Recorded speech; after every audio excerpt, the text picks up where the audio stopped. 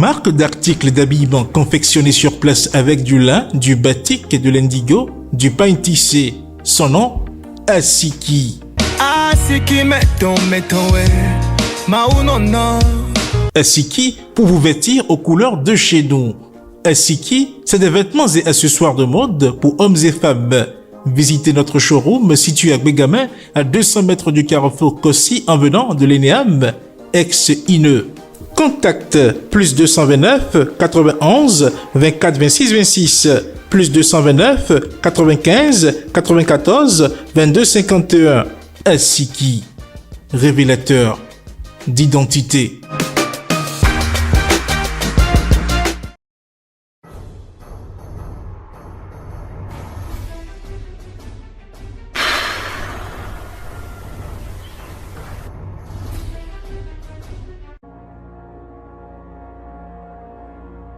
Mesdames et messieurs, bien le bonjour à chacun et à tous et merci de toujours prendre le rendez-vous sur votre émission quotidienne Tour d'Horizon. Nous démarrons tout de suite par la revue de quelques titres parus ce jour avec Charles Alban Daoui. Fidèle internaute de Guérit TV Monde, bonjour. La revue des titres de ce mardi 28 novembre 2023 démarre avec Matin Libre. Rencontre talon démocrate, près de 4 heures d'échange, 2 promesses obtenues. Opposants en prison et en exil, talon catégorique. Lieu d'espoir par contre pour les étudiants incarcérés. Dabarou, en séance de travail avec une délégation du Parti Les Démocrates, Talon promet corriger les anomalies sur la liste électorale et libérer quelques prisonniers. Libération, plaidoyer de Yahi au nom des exilés politiques et de Madougou à la présidence hier. Patrice Talon dit niet. Les exilés politiques doivent répondre des faits qui leur sont reprochés. L'affiche du jour, refus catégorique du président Talon de gracier Madougou et consorts. La proposition de loi sur l'amnistie, le seul espoir pour l'opposition. Dynamisme Info, rencontre à la Marina hier. Yahi invite Talon à vider les questions qui fâchent. La boussole, libération de détenus politiques. Talon dit non à Yahi pour le cas Rekia Madougou. L'opposition espère la loi d'amnistie. Et puis côté santé, problème de vue, les signes qui doivent alerter. Fidèle internaute de Guérit TV Monde, ce sera tout pour la revue des titres de ce mardi 28 novembre 2023. À demain. Nous passons à présent à l'invité du jour.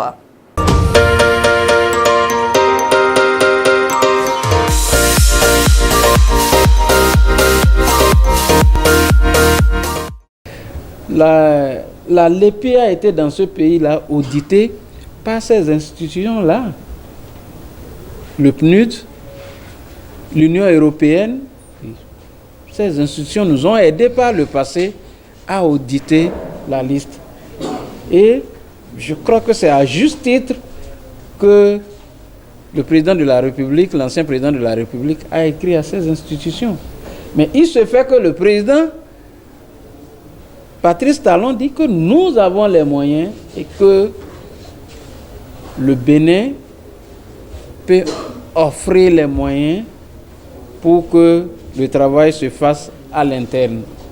Donc, nous allons prendre nos dispositions pour que, effectivement, ça se fasse. Mais lorsque on sera prêt et que les dispositions seront prises, on constatera si le président de la République ne respecte pas ses engagements. Mesdames et messieurs, tout juste après cette virgule, on se retrouve dans le forum de discussion.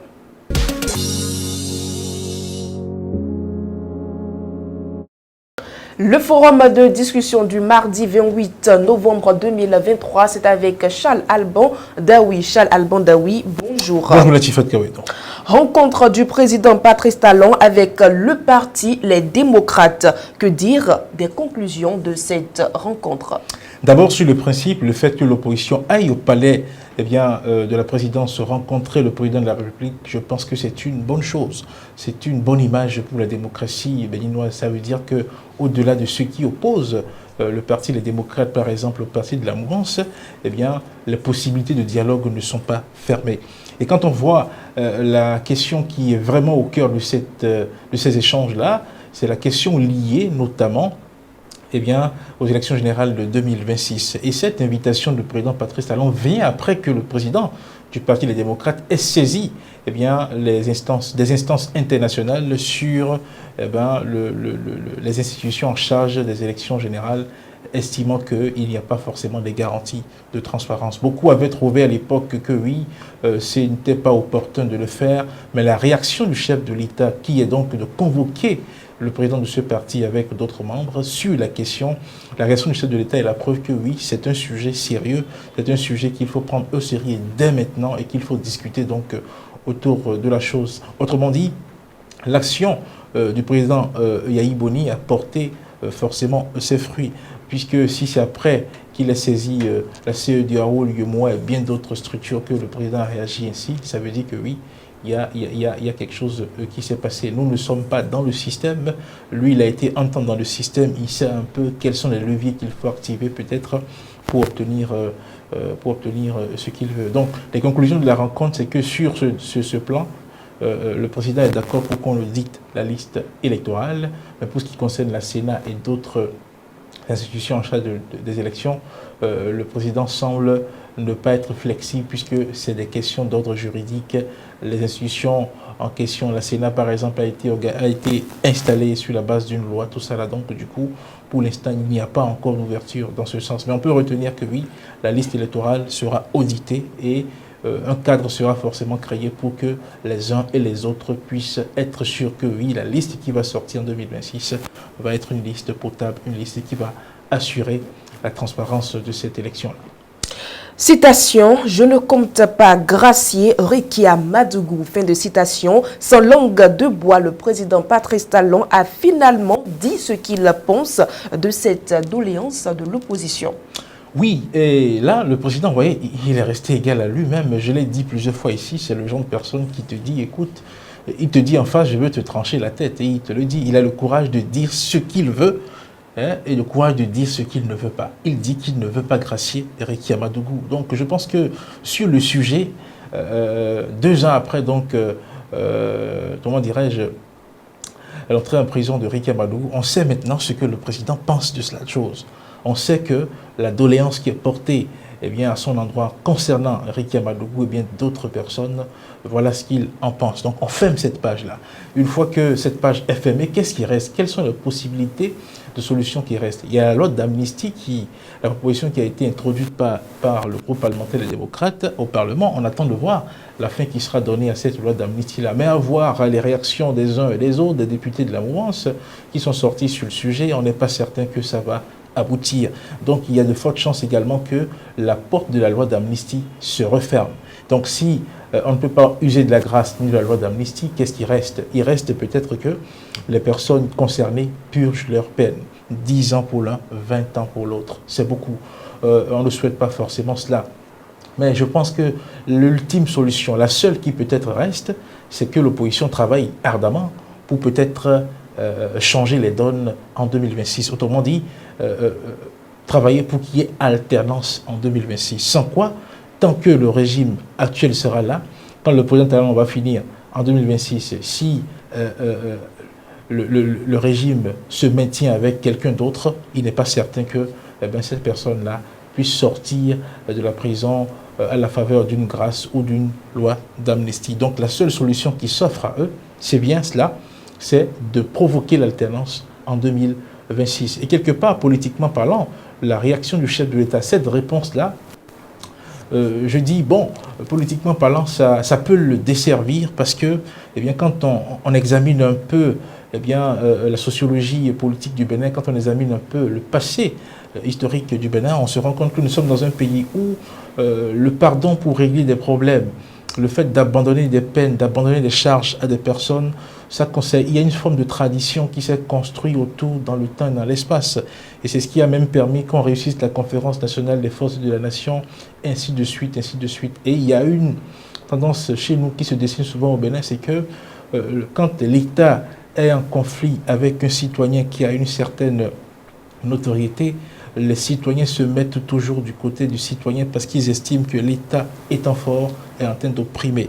Et je pense que c'est l'un des facteurs qui qui a favorisé l'ascension, l'arrivée au pouvoir du président Patrice Talon ici, parce qu'avec ses démêlés avec l'ancien président Boni Yayi, le peuple a vite fait de se ranger de son côté. Donc quand le président Patrice Talon sert cette réponse-là, ça pourrait desservir son camp quand on sera aux élections de 2026. C'est parce que quand le peuple prend parti pour les personnes qu'il estime être brimées par l'État, ça tourne toujours en faveur de ces personnes-là. Donc, je pense qu'on a encore le temps, 3 ans, du moins 2 ans et demi, c'est encore beaucoup de temps. Le président Patrice Talon peut-être sera consulté, il y aura des gens qui vont lui parler, peut-être qu'il va fléchir, mais s'il ne fléchissait pas, comme je l'ai dit, le peuple a peut-être, comment dirais-je, la solution à la libération de ces personnes-là, peut-être en 2026, si le peuple décide de faire l'alternance, de faire partie de ce régime et de faire venir le camp politique qui défend ces personnes-là, on aura peut-être la libération voulue et ces personnes pourront recouvrer leur liberté sans avoir à purger toutes leurs peines, les peines qu'ils encourent, qui sont de 10 et de 20 ans. Merci à vous, Chalal Bandawi. C'est moi qui vous remercie. Mesdames et messieurs, c'est la fin du forum de discussion du 28 novembre 2023. Tout juste après la virgule, nous passons aux actualités sportives.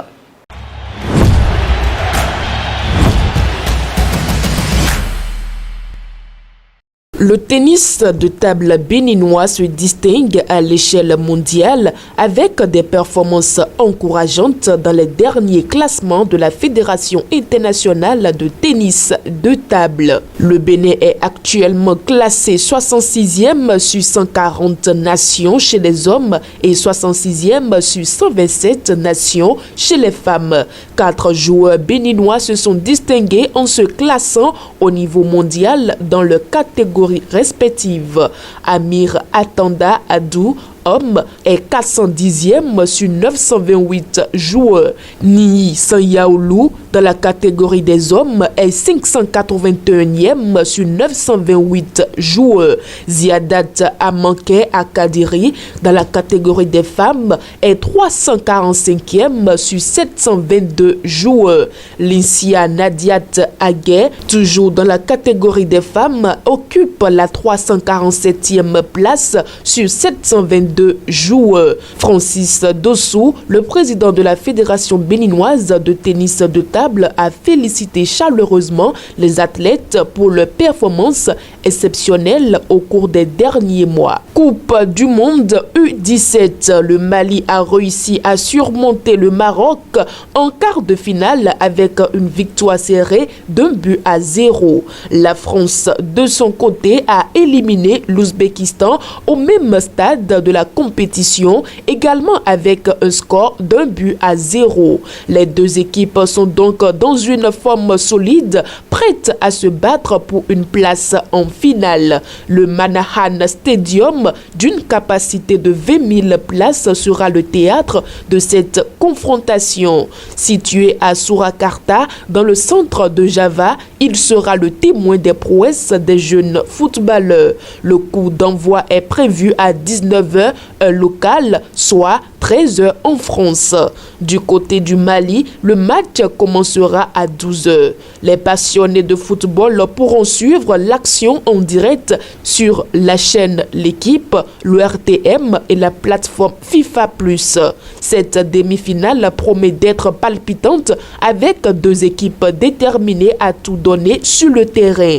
Les jeunes talents chercheront à briller et à conduire leur équipe vers la gloire. Les supporters du Mali et de la France seront suspendus à chaque action, espérant voir leur équipe accéder à la finale. Éliminatoire Coupe du Monde 2026 pour finir. La République démocratique du Congo, RDC, aurait déposé une réserve contre le Soudan, contestant l'éligibilité d'un joueur lors du match entre les deux équipes. inscrits dans le cadre de la deuxième journée des éliminatoires de la Coupe du Monde 2026. La contestation porte sur l'entrée en jeu de Youssouf Ali à la 86e minute du match, remettant en question la validité de sa participation. Selon les sources locales, la RDC soulève des inquiétudes quant à la nationalité de Youssouf Ali. Il est allégué que le joueur ne détenait pas un passeport soudanais, mais plutôt finlandais avant le coup d'envoi du match qui s'est déroulé le 19 novembre 2023. Cette question remet en cause sa légitimité à participer à la rencontre en tant que joueur soudanais. Ainsi s'achève ce numéro de votre émission Tour d'Horizon. Mesdames et messieurs, sachez que la vie est un combat. Se battre, c'est le plus difficile, mais c'est la seule manière de s'en sortir. Merci de nous avoir suivis et à demain.